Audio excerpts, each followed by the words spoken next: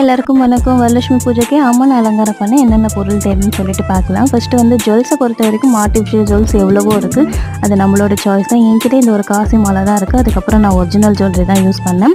Face பொறுத்த வரைக்கும் தங்கத்துலேயும் இருக்குது, வெள்ளிலையும் இருக்குது, இந்த மாதிரி ஆர்டிஃபிஷியலுமே நிறைய இருக்குது. அது நம்மளோட சாய்ஸ். அதுக்கப்புறம் இந்த ஜடை வாங்கினேன், ரொம்ப சூப்பராக இருந்தது.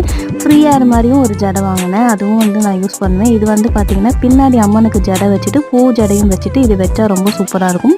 அதுக்கப்புறம் பார்த்திங்கன்னா இது வந்து பார்த்திங்கன்னா ஒட்டியானம் ரொம்ப அழகாக இருக்குது பார்த்திங்களா. அவங்க சைஸ்க்கு ஏற்ற மாதிரி நான் வாங்கிட்டேன்.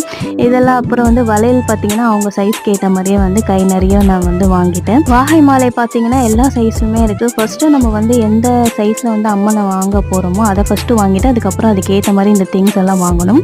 அதுக்கப்புறம் பார்த்திங்கன்னா இதுக்குன்னு தனியாக நான் கிளாஸ் எடுத்து வச்சுருக்கேன். நான் ஃபேஸை வந்து அதில் தான் செட் பண்ணுறதுக்காக.